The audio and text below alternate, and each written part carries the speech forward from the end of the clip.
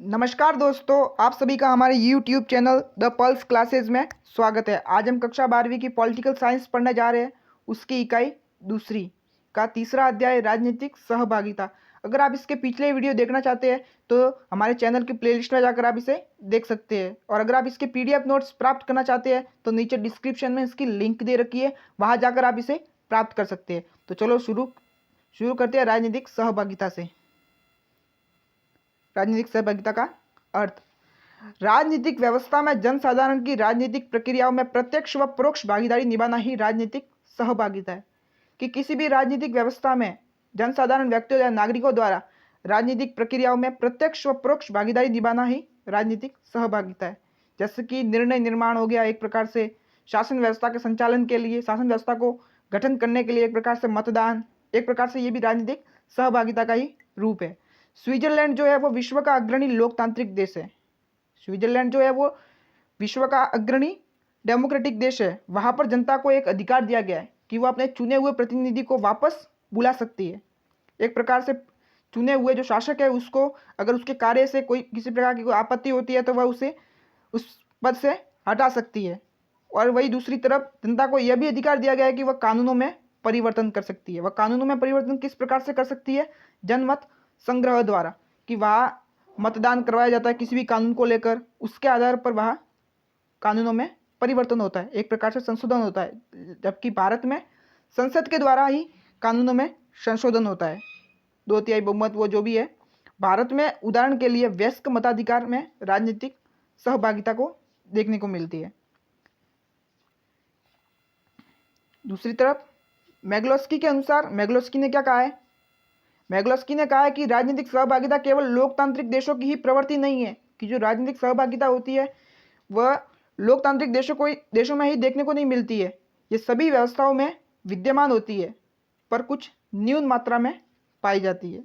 अब राजनीतिक सहभागिता के स्वरूप के बारे में जानते हैं कि राजनीतिक सहभागिता का स्वरूप किस प्रकार से है।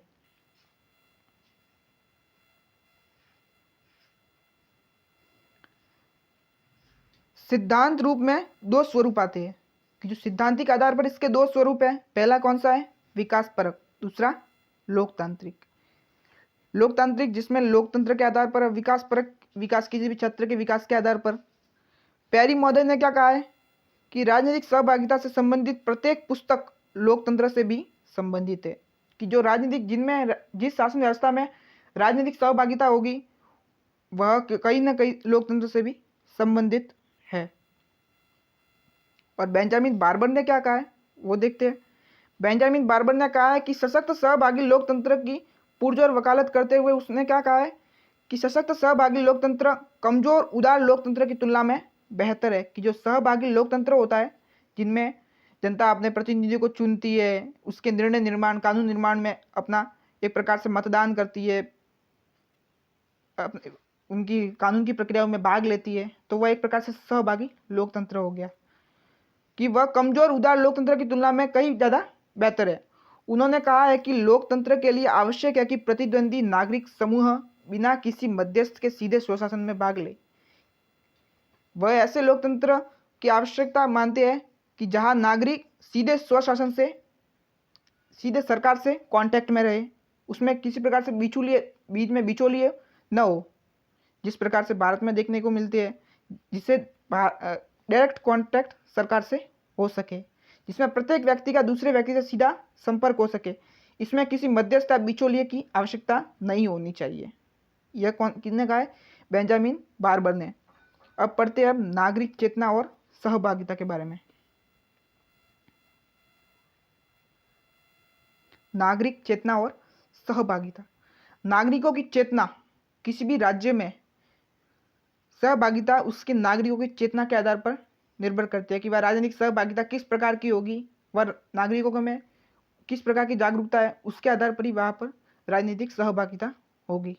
इसके आधार पर शैक्षिक स्तर व शिक्षा का स्तर जितना अच्छा होगा वहाँ राजनीति में सहभागिता लोगों की उतनी ही ज़्यादा बढ़ेगी। एक प्रकार से सरकार की प्रक्रियाओं में उतना ही लोग भाग लेंगे। शिक्षित होंगे तो ज़्यादा, अशिक्षित होंगे तो बहुत कम मात्रा में देखने को मिलेंगे। इसके आधार पर वैचारिक धरातल, विचारों के आधार पर ये तत्व जो होते हैं वो राजनीतिक सहभागिता को सुनिश्चित करते हैं। उसके आधार पर ही राजनीतिक सहभागिता किन किन देशों में कम पाई जाती है, किन देशों में ज़्यादा, किन देशों में राजनीति के कार्यों में जनता ज़्यादा भाग लेती है, किन देशों में बहुत कम भाग लेती है।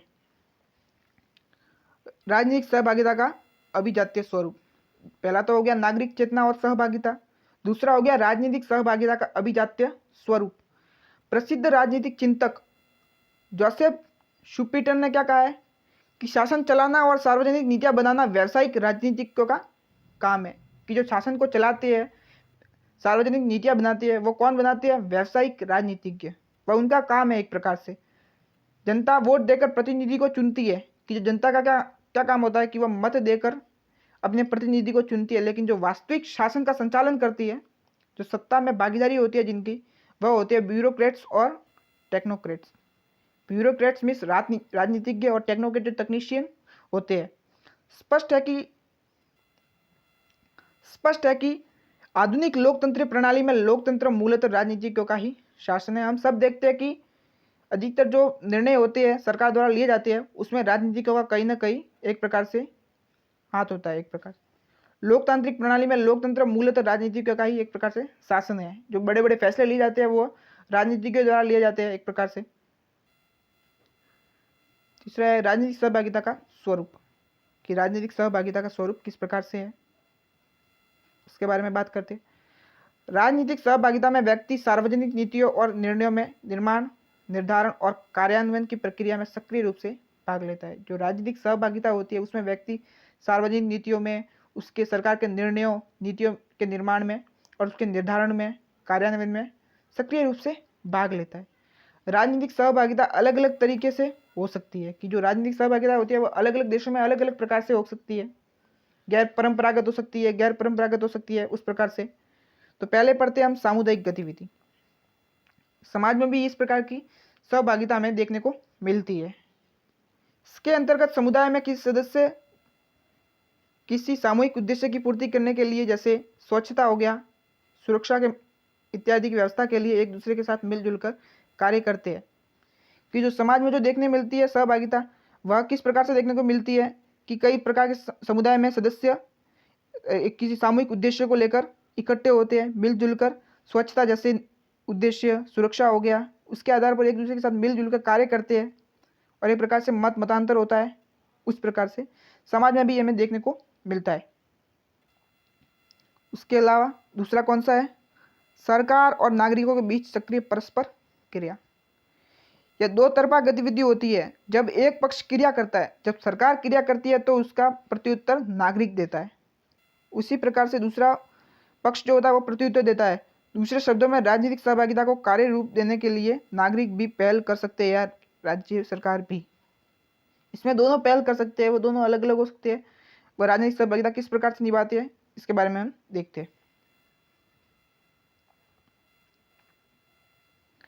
राजनीतिक सहभागिता के आधार पर दो भागों में बांट दिया जाता है। परंपरागत राजनीतिक सहभागिता। परंपरागत राजनीतिक सहभागिता वह राजनीतिक सहभागिता जो कई सालों से जनता द्वारा या सरकार द्वारा निभाई जा रही है। जो जनता कई सालों से एक प्रकार से वो हथकंडे हो गए हैं सहभागिता निभाने के एक प्रकार से। तो जिसमें पहला कौन सा है? नागरिक सहभागिता की बात करें तो पहला है सरकार का जनप्रतिनिधियों के साथ संपर्क। सरकार का जनप्रतिनिधियों के साथ संपर्क ही एक प्रकार से नागरिक सहभागिता है। दूसरा पत्र हुआ, टेलीफोन हुआ, साक्षात्कार, संपादक के नाम पत्र, दबाव समूह की गतिविधियां, कि कई बार नागरिक सरकार द्वारा बनाए गए कई कानूनों से असंतुष्ट होती है तो वह दबाव डालती है। और राजनीतिक प्रसार अभियान, राजनीतिक दल द्वारा किया जाने वाला एक प्रकार से प्रसार प्रचार। दूसरा है राज्य सहभागिता, जो राज्य द्वारा सहभागिता निभाई जाती है। चुनावों का आयोजन करना, राज्य क्या करता है? चुनावों का आयोजन करता है। सार्वजनिक सुनवाई करना, किसी भी फैसले पर सार्वजनिक एक प्रकार से सुनवाई करना। सलाहकार परिषदों का गठन करना, कि कोई क्षेत्र ऐसा होता है जिनमें समझ में नहीं आ रहा है तो उसके लिए सलाहकार परिषदें का गठन करती है सरकार। इसके अलावा दूसरा है गैर परंपरागत राजनीतिक सहभागिता, वह सहभागिता जो अभी वर्तमान में जनता द्वारा निभाई जाने वाली है, जो प्राचीन समय, जो पुराने समय से नहीं निभाई जा रही है, जो अभी वर्तमान में नई नई प्रवृत्तियाँ आ रही है। और यह प्रवृत्तियाँ नागरिकों द्वारा भी हो सकती है और सरकार के द्वारा भी हो सकती है। तो पहला नागरिक सहभागिता की बात करते हैं तो उसमें आता है विरोध, किसी भी शासन के किसी कानून, या जैसे कि हम देखते हैं किसान आंदोलन से, जैसे कि हम वर्तमान में देखते हैं 3 कृषि कानूनों के विरोध कर रहे हैं किसानों द्वारा। दूसरा है प्रदर्शन सभा भी लग रही है, जुलूस हो गया, नारेबाजी हो गया, नारेबाजी करना, नुक्कड़ नाटक, किसी चौराहे पर नुक्कड़ नाटक करना, हड़ताल करना, धरना, सरकारी पुरस्कार को अस्वीकार करना, सविनय अवज्ञा महात्मा गांधी द्वारा चलाया गया था। दूसरा हो गया राज्य सहभागिता, गणतंत्र दिवस की परेड, एक प्रकार से पूरा राज्य एक सहभागिता देखने को मिलती है। स्वच्छता, प्लस पोलियो, साक्षरता, टीकाकरण, वृक्षारोपण, प्रश्नोत्तरी, निबंध कला और वाद विवाद जैसे कई प्रकार के विषय होते हैं जिनमें सभी की सहभागिता में प्रत्यक्ष रूप से देखने को मिलती है। Thank you for watching video. अगर आपको ये वीडियो अच्छा लगा है तो लाइक कीजिए, शेयर कीजिए और कमेंट में जरूर लिख के भेजिए कि अगर आपको ये वीडियो कैसा लगा है। अगर आपकी कोई समस्या है इस अध्याय से लेके तो आप इस कमेंट में लिखकर भेज सकते हैं। अगर अभी तक आप इस चैनल में नए हैं तो प्लीज़ इस चैनल को सब्सक्राइब कीजिए, click a bell icon, never miss a update. Thank you.